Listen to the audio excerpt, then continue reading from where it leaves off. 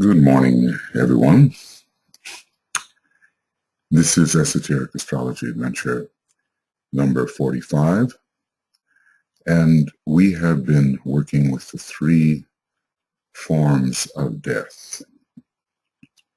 One instituted under Aries, another under Scorpio, and another under Pisces, all signs of which have a strong Pluto connection. Even Aries does. Some astrologers have considered Pluto to be a kind of ruler of Aries, not the Tibetan. And there is a connection between Aries, Pluto, and Shamballa. Pluto is a very shambolic planet, and Aries, a sign of fire, a strongly shambolic sign, one of the major first-ray signs. We reached the point where we were considering what the old commentary had to say about these three forms of death. And here are the statements from the old commentary.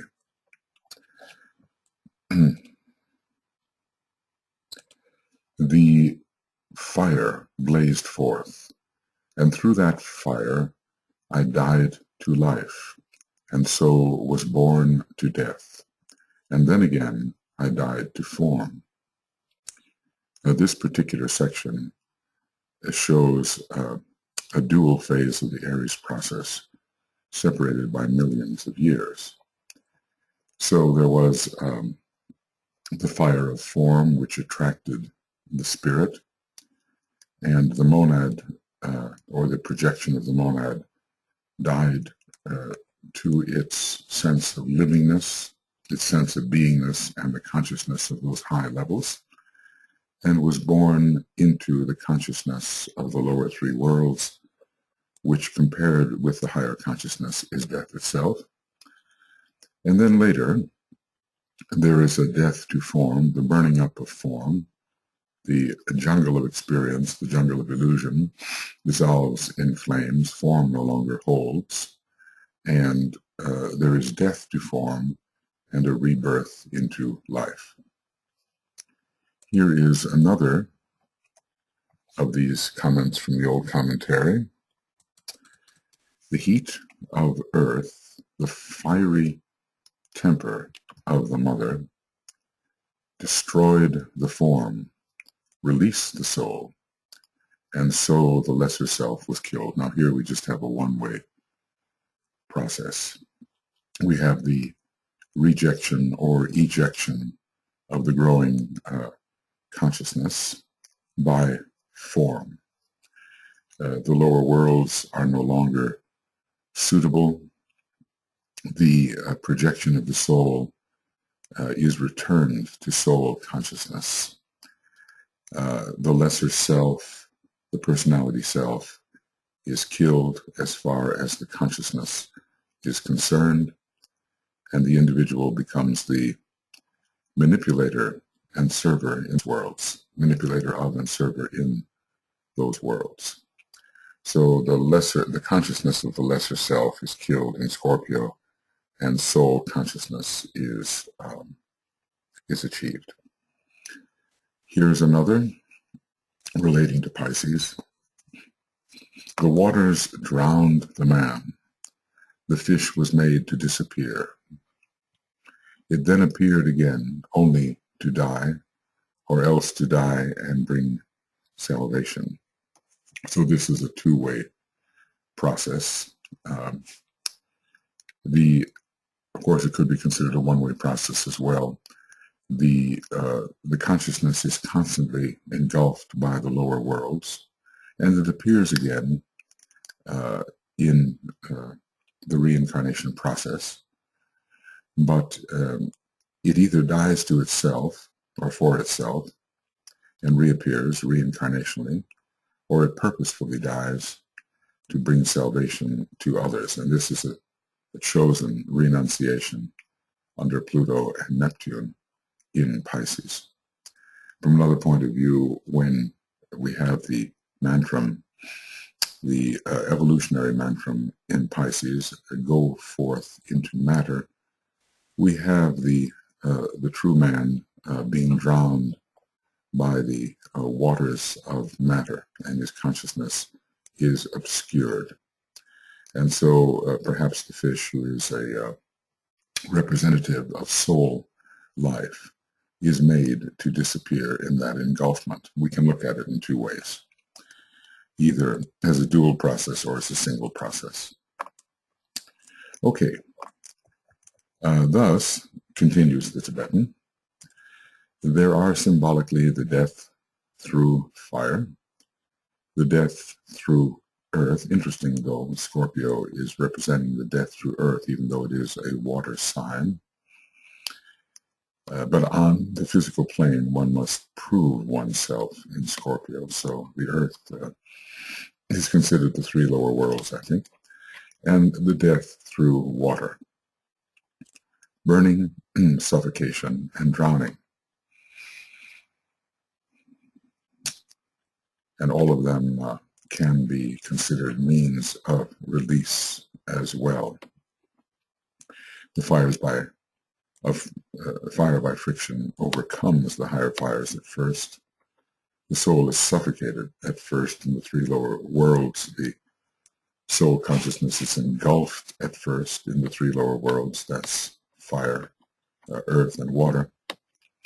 But later the burning is a release. The suffocation is the opportunity for the more subtle soul to rise above those stifling lower circumstances. And drowning as well is a way in which the soul can be released and not simply overcome. The lower consciousness is drowned and the higher consciousness is released. But in this world cycle, the Tibetan continues, the death through air is not either known or understood. What can it be? Can it be a death through dispersion, in a way? The consciousness is decentralized, in a way. We have to move from decentralization to centralization and again to decentralization. Can it be that the power to concentrate and to know oneself as the soul self is initially made impossible? The power to know oneself is a Leo trait, and Aquarius can represent the dispersion of that centralized self-consciousness. Anyway, the wind blows and tends to scatter, so there's a kind of death through scattering or dispersion. But we cannot pretend to know exactly what the Tibetan means, because he tells us that we don't really understand in this world cycle what is death by air. We have to ask then again, what is a world cycle? Is it a round, a planetary or chain round of some over 300 million years? Or is it a shorter cycle or longer? There are not, therefore, 4 deaths. As the goal of our system during manifestation is initiation or release into the air. This is a very interesting way of considering initiation. It is a type of freedom. Release and liberation are coming through the planet, a number of planets, but through Uranus, as we have been discussing, and Uranus ruling at first an air sign. Okay. Really. So there are not, therefore, 4 deaths, as the goal of our system during manifestation is initiation or release into the air. So air represents an objective rather than an obstacle. And all of the other types of death, the death by fire, by earth, by water, all of which represent the elemental life of the dense, physical body of the planetary logos and even the solar logos. All of those release the soul into the air of the buddhic plane, where liberation is found and the fourth initiation is taken. So that the bird of life out of time and space can fly free. Well, that's a beautiful statement. I think I should read it without interrupting myself with my own commentary. There are not therefore 4 deaths, as the goal of our system during manifestation is initiation or release into the air, so that the bird of life out of time and space can fly free. Well, the bird of life can be the returning jiva itself with its type of consciousness we call soul consciousness, and the place or the dimension in which the first phases of time and space, or time and space initially, is overcome, or the first phases of the process of overcoming time and space is achieved, is the buddhic plane, the plane of air, into which the consciousness is released at the fourth initiation, and the personality at that point is, and the soul, the egoic vehicle as well, are either burned or drowned or suffocated, thus released into the air of the buddhic plane. So the buddhic plane represents release. Air is Buddhi at first. The concept which the law of correspondence brings of the final death, is there such a thing, but perhaps for humanity there is covered by the words liberation, relinquishment, and final initiation, and mean little to humanity, though they should mean more to disciples increasingly, for it concerns the planetary logos and his life cycle. Now, remember about the fixed cross and where it leads.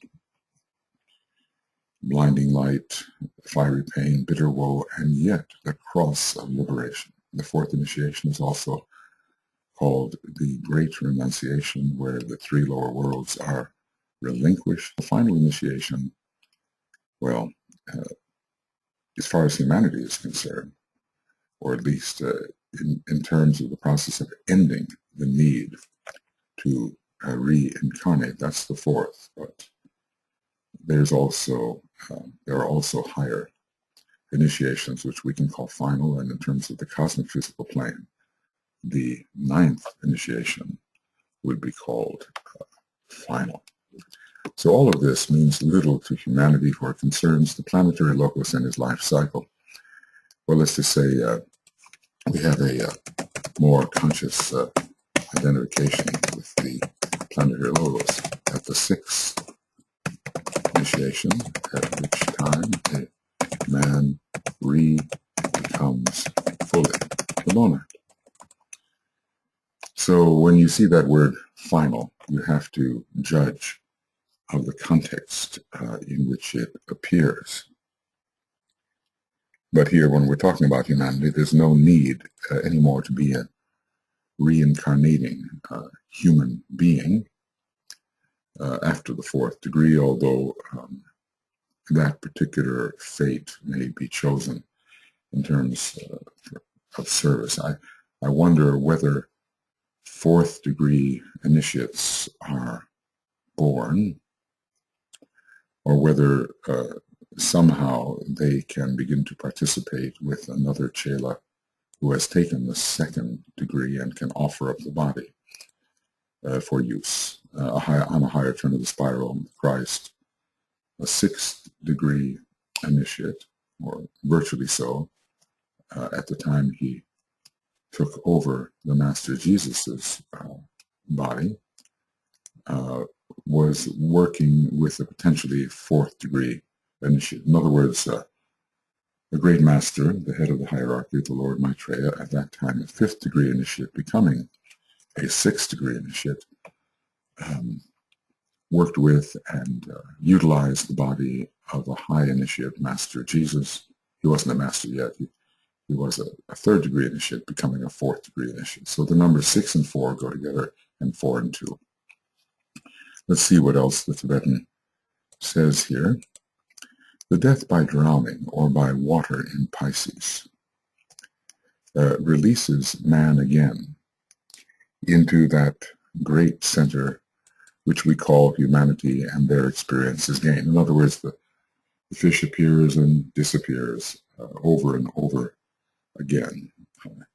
When the fish disappears, it in a way returns to the causal body, the ray of the soul, or its consciousness. The ray of consciousness from the soul is withdrawn, abstracted, and later the incarnating later that ray is reprojected and the fish reappears in the ocean.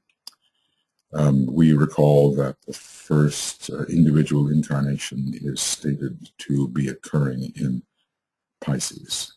So Cancer for the first incarnation in the mass sense, and Pisces in the individual sense. So indeed, go forth into matter, into drowning matter, matter that will drown you, or water that will drown you. This is what the soul must do, and that is the evolutionary mansion of Pisces. The first mansion, go forth into matter, or go forth into water, is another way of thinking of it. Go forth as a fish into water. And their human experience is gained on the cross of many changes, the mutable cross, which rules that first incarnation, as well as many, many incarnations for millions of years. Herein lies the mystery of the fish goddesses of this sign, who spawn their young again and again. Well, in a way, the fish goddesses, that connects us with the mother aspect, the word goddess does, and the spawning of the young, the young are the fishes that come from the soul. The fish goddesses are, in a way, related to the soul. But it is a mystery and not fully, perhaps, solvable at this time. The many fish are the many incarnations swimming in the ocean of experience, of illusion, of matter, of water, appearing and disappearing under natural process until they voluntarily, willfully, and in renunciation disappear or sacrifice themselves for the sake of the other fishes.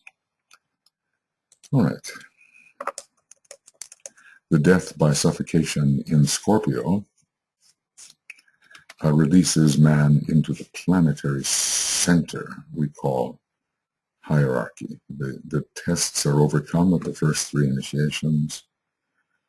Even a first degree initiate or a second is a peripheral member of hierarchy, but in terms of entering the ashram, truly 3 initiations should be taken. They are supervised or regulated or induced by the processes of Scorpio, the first 3 initiations. And then a man becomes a fuller member of the ashram, no longer strictly, perhaps, a probationary member. And then the death by fire or burning in Aries releases man into another center, to which we give the name Shamballa. Well, if this were to occur, we really must be speaking of the 6th initiation. In most cases, there are some masters on the of the 5th degree, and they're on the 1st ray, and they are released into Shamballa. But for those on other rays, it seems to be inferred that the 6th initiation is required before there is membership in Shamballa. In a way, the fully conscious monad is a member of Shamballa, but in terms of its projection, also to enter those halls or those dimensions, the 6th degree is usually necessary. So these are one-way processes. DK is not talking here about how Pisces, Scorpio, and Aries are a two-way process. Earlier, he seems to have done so. In other words, by a two-way process, I mean that which brings a man, initiates him, and holds him, initiates him into and holds him in the three lower worlds, and which finally brings release from those worlds. Pisces tends to release a man onto the fixed cross at the later stages of the common cross, at the later stages of the path of operation. Scorpio taking a man as far as the third initiation in its usual mode of functioning begins the process whereby a man climbs down from the fixed cross and eventually mounts the Cardinal Cross. And Aries, I would say, will introduce a man onto the Cardinal Cross. And yet the fire by friction aspects of Aries overcome a man in the lower worlds. Let's see. Okay. Right.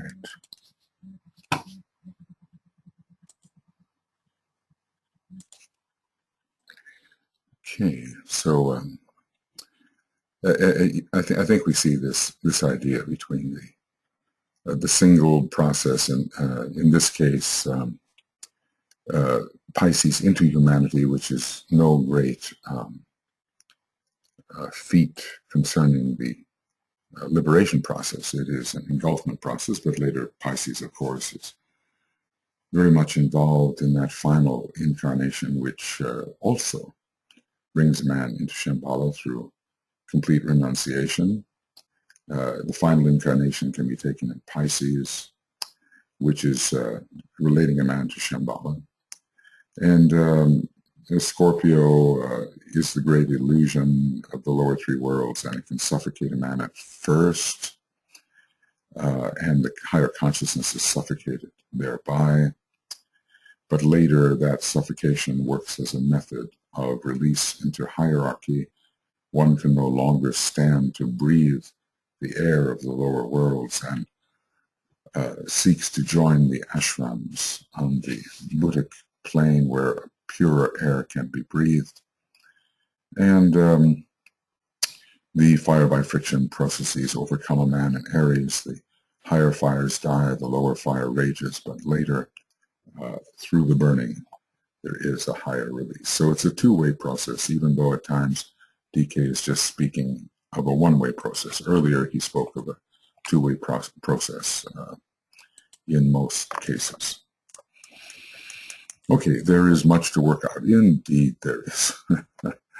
Indeed, there is much to work out, is there not, in these ideas, which I offer to you as suggestive considerations and as hints related to the science of triangles. Well, we do have a triangle here, and we do have a triangle involving three crosses, and one of the ways that the Tibetan has described this introduces us to the idea of the triangle of humanity, hierarchy, and Shamballa, and the three signs which are initiatory with respect to those centers. So three signs on three different crosses initiate man into three planetary centers, namely humanity, hierarchy, and Shamballa. So yes, there are many relationships to work out, and from the point of view, practical point of view of a disciple at this time, when Scorpio is quite strong in the chart, there is the question of how the individual can come closer to fuller membership in the hierarchy. I would not suggest, however, that we begin to think of how we can gain fuller membership in Shamballa. We as a group can begin to respond to the planetary will, which emanates from Shamballa. That much we can do, but we are not about to be released into Shamballa by treading the final burning ground in Aries. Okay, so there are hints here related to the science of triangles, which is taken up later in the book, around page 400, 404, somewhere there. The science of triangles, which is the esoteric basis of astrology. You see how much it is a third-rate science, because the triangle is that figure which suggests the third ray. The triangle underlies all of hierarchical astrology, and we're just beginning to lift the veils slightly when we think of those triangles. But even in the ordinary astrological chart, when we begin to consider it esoterically, we do have the triangle of what has been called the triple sun, namely the sun sign itself for the personality, the rising sign for the soul, and the point opposite the sun sign, which we can call the monadic point for the spirit nature in a particular incarnation. Just as the doctrine of the trinity, he says, microcosmic and macrocosmic, is the esoteric basis of occultism. So the science of triangles is the esoteric basis of astrology, and the doctrine of the trinity, and not necessarily the Christian version of that doctrine, but not excluding it either, is the esoteric basis of occultism. We recognize this Trinitarian configuration whereby the three are really one in many different world traditions, and DK is constantly using the triangle. We have what's called a major triangle that he introduces us to in the beginning of Esoteric Psychology Volume 1, life, quality, and appearance. Life, quality, and appearance. A very clear formulation which will help the Western mind adapt its thinking to the realities of occultism. Death is therefore of three kinds. This science of divine dying. That's interesting. This science of divine dying underlies the well-known phrase, the Lamb, that's Aries, slain from the foundation of the world. That has to do, I suppose, with the immersion of the greater soul into the material plane. The world was created in the beginning, or become, and the higher consciousness descended into it to promote its development, and then re-emerged. So there is the sense of the sacrifice of the great soul for the sake or the redemption of matter, or the lesser lives. And when the relationship between Aries, Scorpio, and Pisces is properly understood as the linking and merging of the three crosses, a new light will be thrown upon all subsidiary sciences, exoteric and esoteric. This is a great prophecy, and if it really includes all of the esoteric and esoteric sciences, then this relationship between these three and the three crosses is immensely important. I think we're in no position yet, with the development of human thought being where it is, to understand the full implications of this statement. But we certainly can relate the three crosses and realize that even microcosmically, we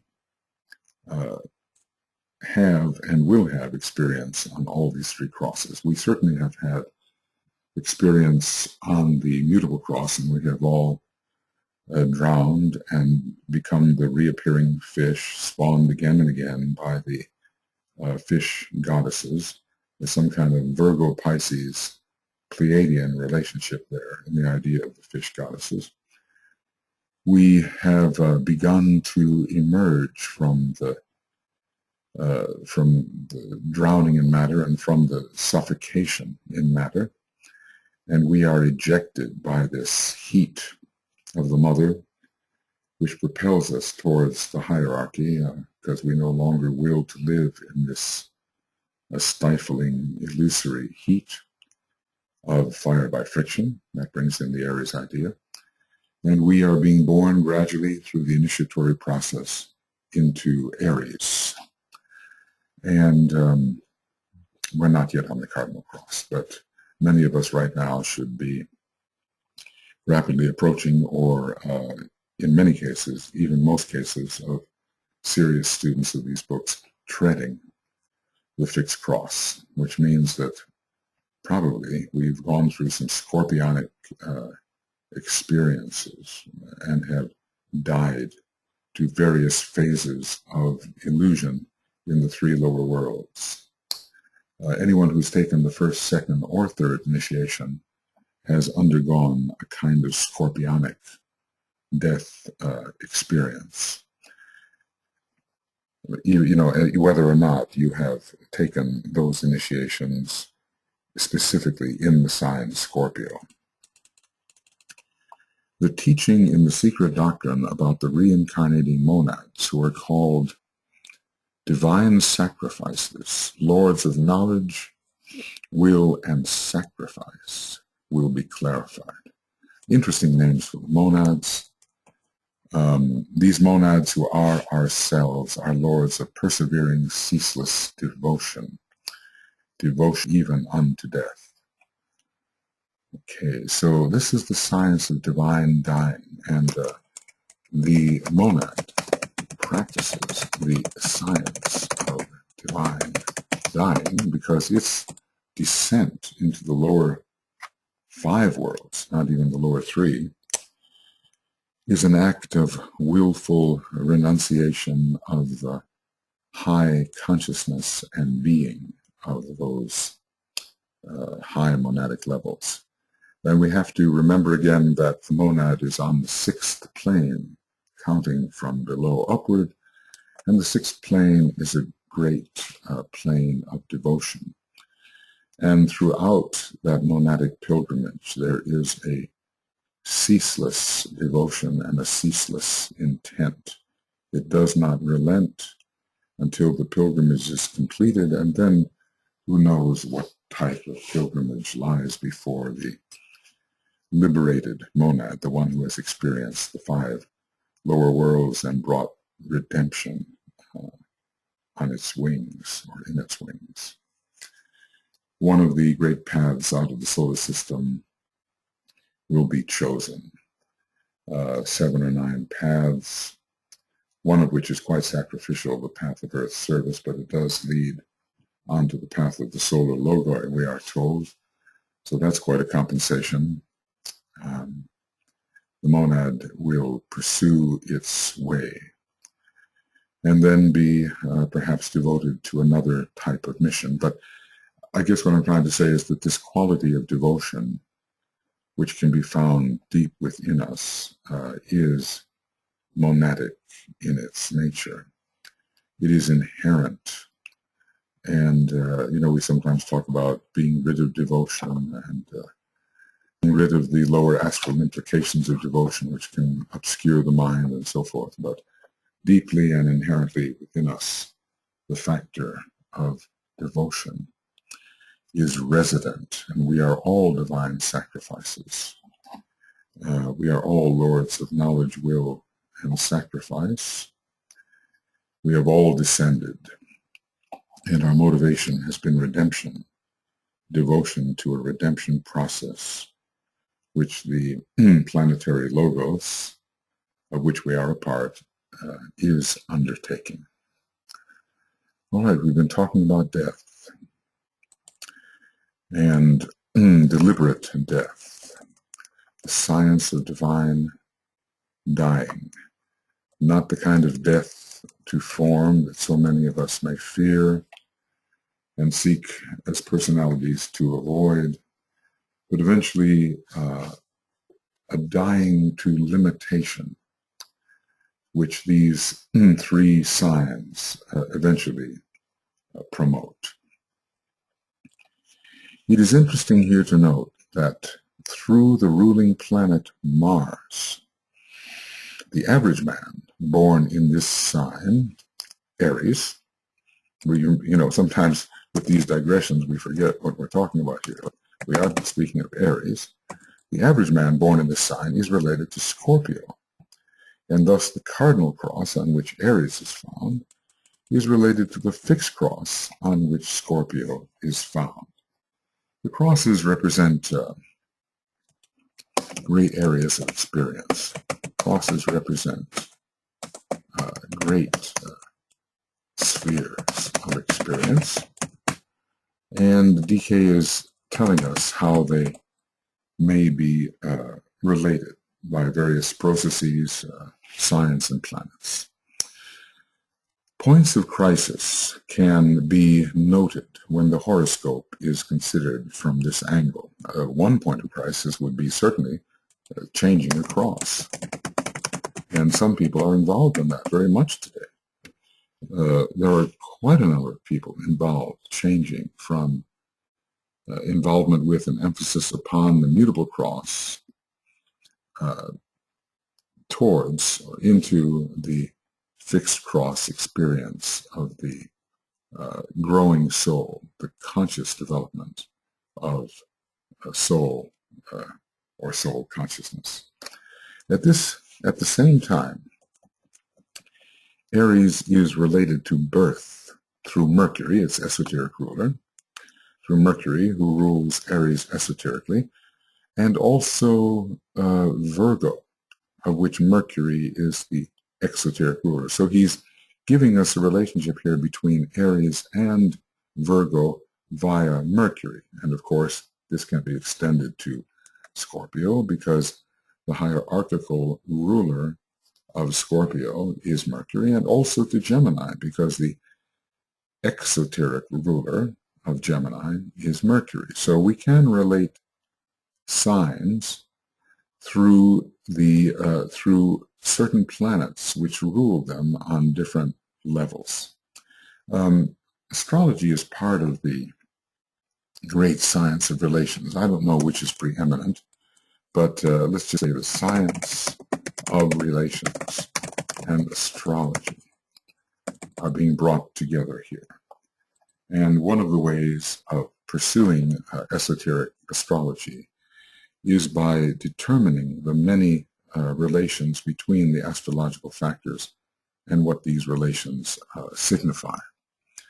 So we're looking at relations between Aries and other signs, to Scorpio via Mars, to Virgo via Mercury, and later in the book it will also show to Scorpio and to Gemini via Mercury, and through Uranus also. Aries is related to Aquarius, the sign of world service, leading to death and liberation in Pisces. Well, the word liberation is Uranian, it's also Aquarian, but it has much to do with the final effect of a final incarnation in Pisces. There is the will to freedom in both Aries and Aquarius, and possibly, well, let's say most probably, Uranus plays a big part in that. Aquarius is the sign of the new age, and it is the constellation or sign Aries, which is inaugurating or pushing towards or pushing into or initiating the new age. So these two signs, Aries and Aquarius, are closely related through constellational qualities and also through rulership by Uranus. Uranus is the hierarchical ruler of Aries, applying to the initiate status, and Uranus is the orthodox ruler of Aquarius. So these two are thus related, and then we will have a sequence of Aquarius, Pisces, and Aries. Pisces is a kind of final liberation, but Aries, in a sense, when it does not turn again towards incarnation, is even a greater liberation, an initiation into an entirely new dimension.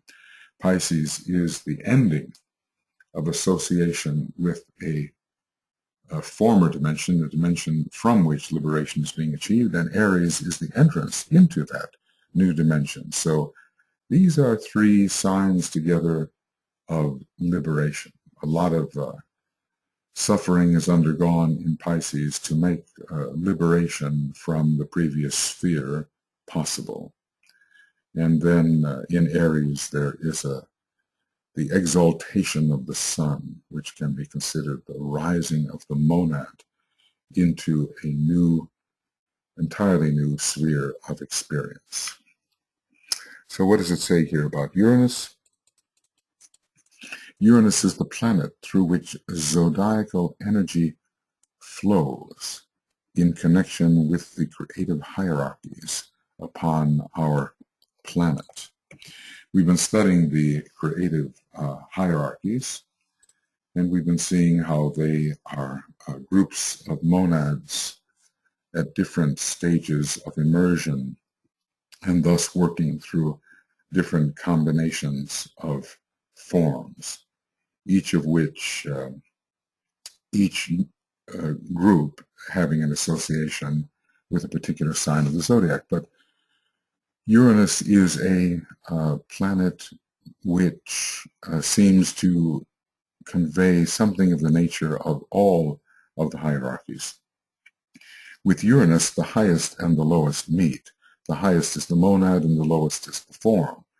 So Uranus, let us say, let's see, I don't want to do that.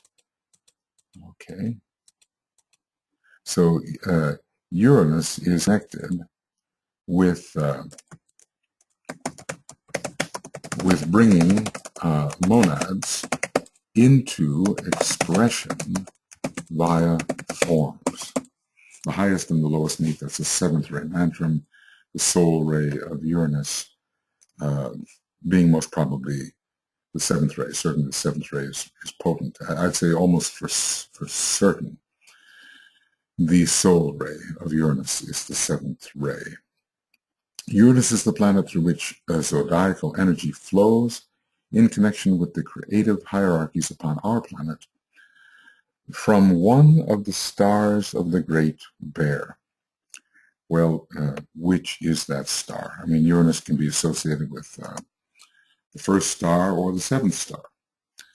With Al-Qaid, or Bennett Nash is another name. Al-Qaid is the first ray star. Having a little trouble here.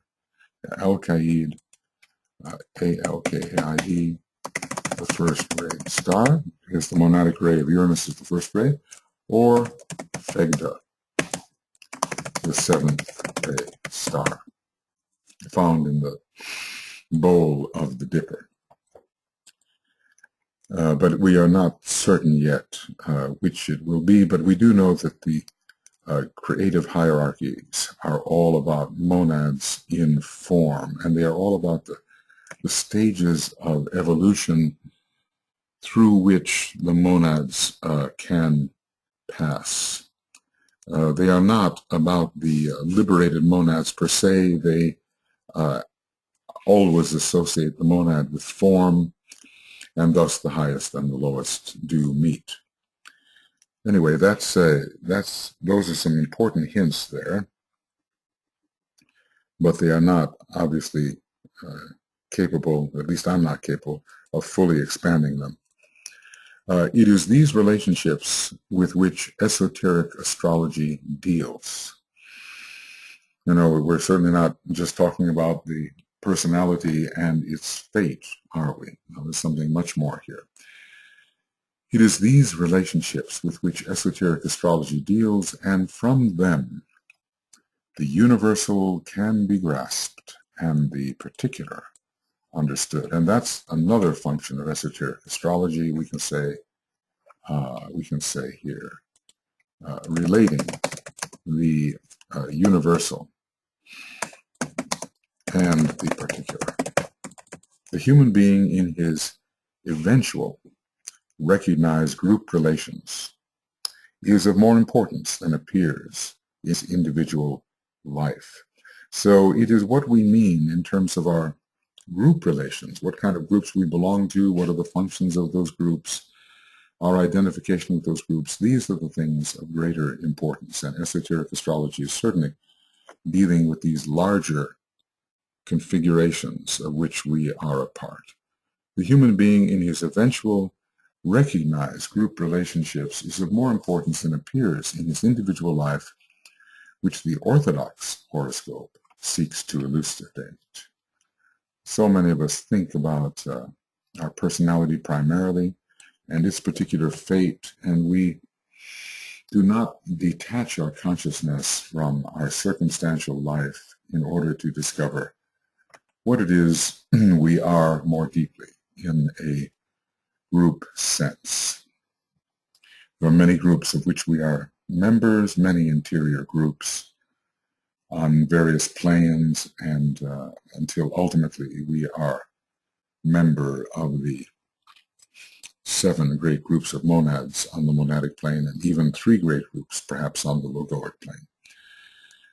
This orthodox horoscope only determines his little destiny and unimportant fate. Well, personality doesn't think in these terms, but the Tibetan, who is a master and who has seen what human development really is, does speak of the unimportant fate of the little personality and its destiny. Esoteric astrology indicates his group usefulness and the scope of his potential consciousness. Now, that's because it is, in straightforward terms, the astrology of the soul.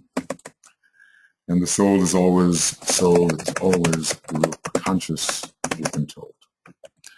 So when we are in soul consciousness, it is not our strictly individual concerns which preoccupy us, but our participation in the group, our larger destiny, our larger function and fate. We always, through the heart center and the heart and the head center, through soul consciousness, have our group in mind. This is the beginning of ashramic consciousness. Okay, let's move on. I would remind you here that frequently, when the ruler of the sign is given, he says frequently, maybe not always, okay? Frequently, when the ruler of a sign is given as the sun or moon, I shall speak or be speaking of one of the hidden planets, Uranus or Vulcan. Now, okay, that's an interesting sentence because Vulcan certainly is hidden. But the question is Uranus hidden? And another way to read this sentence is that there are other hidden planets, and there is Uranus, and there is Vulcan, which perhaps the Tibetan no longer considers to be hidden. So suffice it to say, the sun and moon are veiling certain planets, and there are certainly more hidden planets in our solar system than Vulcan. So he may be speaking of some of these on occasion, but usually it is Neptune, Uranus, or Vulcan which are to be considered as being veiled by the sun or the moon. Certainly the moon is of such a negligible status, except for its negative effect, that it cannot be considered the source of positive developmental energies. So the moon almost always has to be thought of in terms of the planet that it veils, especially in esoteric astrology. As for the sun, it is a great star, and until we are an initiate of the 3rd degree, taking our first solar initiation, the degree to which we are spiritually in touch with the sun can be questioned. But increasingly, as the initiations pass, the solar influence also increases, even after the solar angel returns to its source. So we are in the process of being solarized, And by the time we reach the seventh initiation, through which the Christ is now passing, it's a very solar initiation indeed. It's a love-wisdom dual initiation that involves Gemini and a strong relationship to our solar logos. It is presided over by the planetary logos himself, perhaps in his fuller nature, his nature even beyond that of his projection as Sanat Kumara. One of the hidden planets, I shall speak of one of the hidden planets, Uranus or Vulcan, and because the planet Uranus is no longer hidden and is now astronomically registered, it gives us the hint that the hidden planets are more than just Vulcan. These are interchangeable in their use. Okay, and it is difficult to tell to which the esoteric planet refers until you have been told. And this is one of those sentences, you know. Are Uranus and Vulcan interchangeable? Well, let's just say that when you have the moon or the sun, either Uranus or Vulcan and also Neptune can all be veiled. And when you see the sun or the moon in a chart, you don't know which of these three or other hidden planets, eventually, I suppose, to be revealed, are meant. So unless we really know the evolutionary status of the individual, the type of energies that he or she seems to be cultivating at the moment, polarization of the consciousness within the personality or beyond the personality, it is difficult to know which one of the veiled planets to be used, which should be used. So these planets are interchangeable in their use, and it's difficult to tell to which the esoteric planet refers. I mean, whether to the sun or the moon, unless we have been told. At this stage, perhaps told. What we're suggesting here is that a higher consciousness such as that of a master may be required to give us a definitive perspective upon a particular horoscope.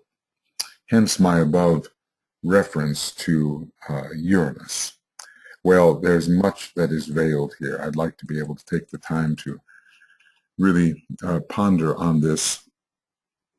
It is a very high function that DK has referred to in relation to Uranus, conveying the energies of the creative hierarchies.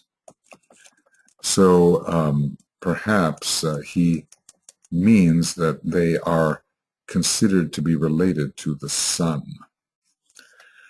Or, yes, I would say the sun. Now, you know, when you look at the first manifested creative hierarchy, which is the hierarchy called the divine lives, you sometimes wonder with Leo, whether, with the Leo rulership, whether Uranus rules that hierarchy or Vulcan. What does the sun in Leo veil with that hierarchy?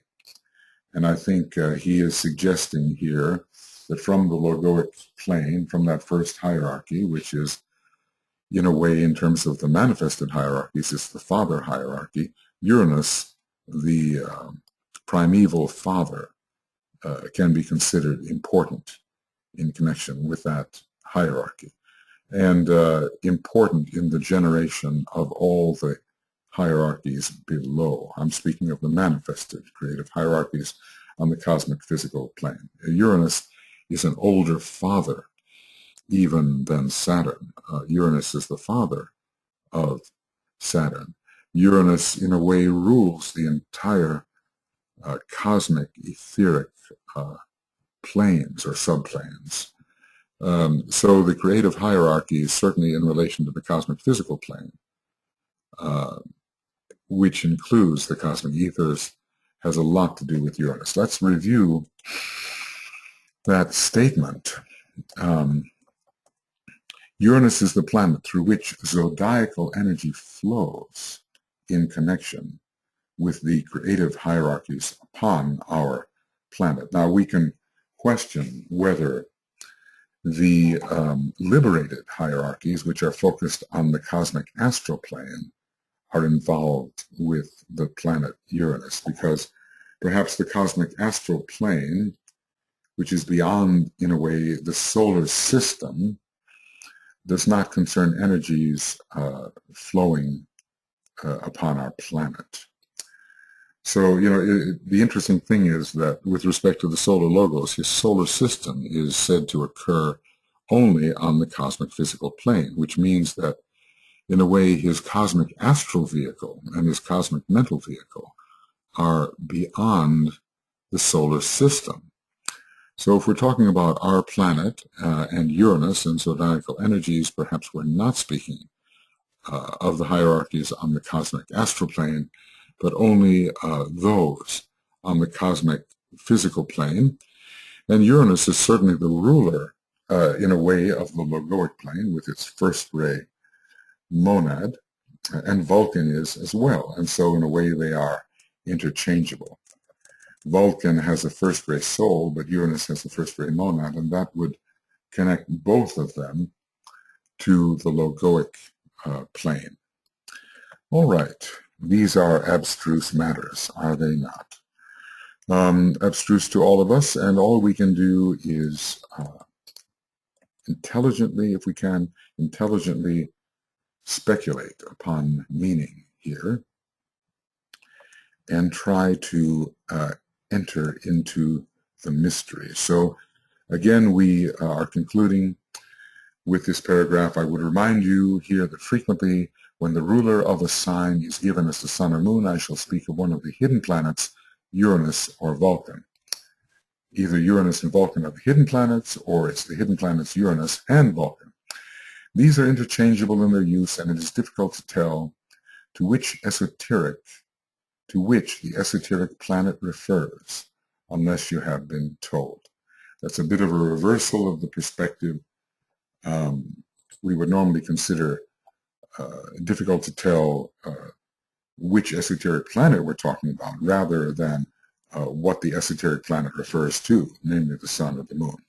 Hence my above reference to Uranus. Uranus, in a way, let's just sum it up by saying being veiled by the sun in relation to the first manifested creative hierarchy. And that does not necessarily mean that Vulcan is not veiled by the sun as well. Both have relation to the logoic plane. Okay, we have reached a point when we say end of Esoteric Astrology Adventure 45, and we have gone to what page? 99. So we have gone from page 97 almost to the end of 99, and page 100 is coming. So from the beginning part of page 97 up to 99. And now, per usual, we will sound the great invocation together.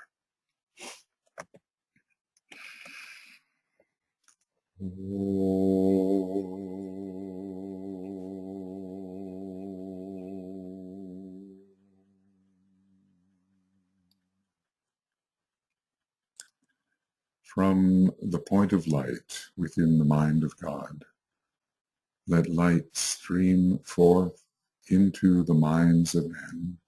Let light descend on earth. From the point of love within the heart of God, let love stream forth into the hearts of men. May Christ return to earth.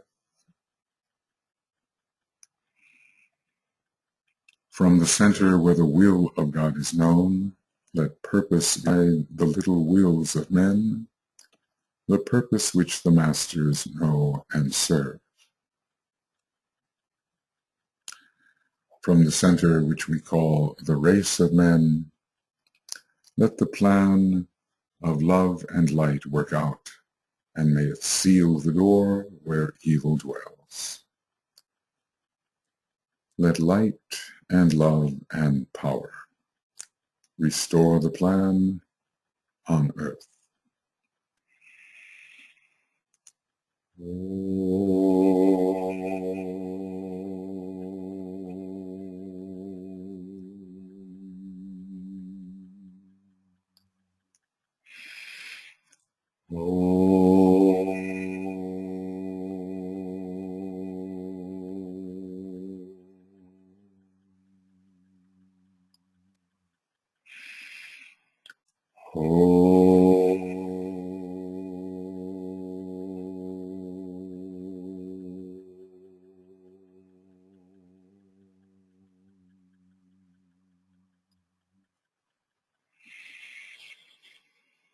Okay, friends, we have completed number 45. We are working in Aries and learning of some of the many connections of this interesting sign of both death and birth into the higher worlds. So we'll see you for Astrology Adventure number 46.